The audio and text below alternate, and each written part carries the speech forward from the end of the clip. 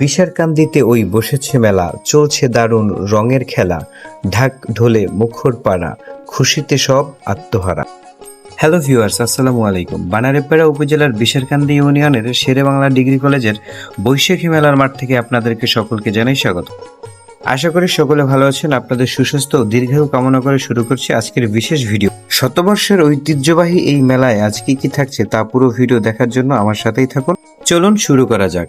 Bisharkandi sporting club কর্তৃক আয়োজিত এই মেলাটি অনুষ্ঠিত হচ্ছে বাংলা 1433 সনের 24 ও 25 বৈশাখ।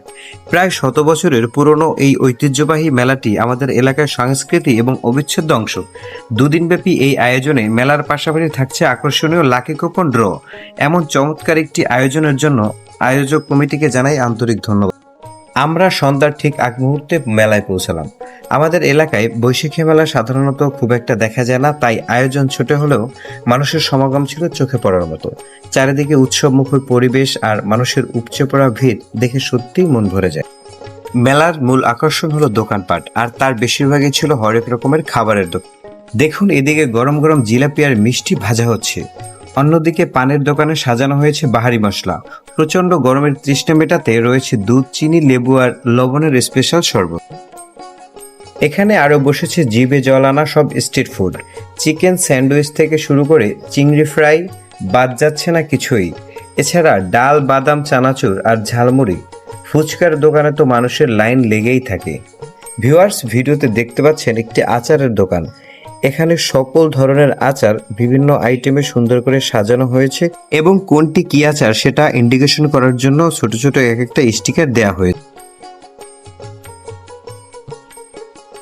ঘুরতে ঘুরতে হঠাৎ চোখে পড়লো একটি ভিন্নধর্মী দোকান, যেখানে মিলছে ঘরের তৈরি কেক, পুডিং আর গরম কফি। মেলায় এমন অভিনব হোমমেড খাবারের আয়োজন সত্যিই প্রশংসনীয়। সন্ধ্যা ঘনিয়ে আসার সাথে সাথে লোকসমাগম আরো বেড়ে যাচ্ছে। আমরা ঘুরে ঘুরে দেখলাম ছোটদের খেলনার দোকানগুলো।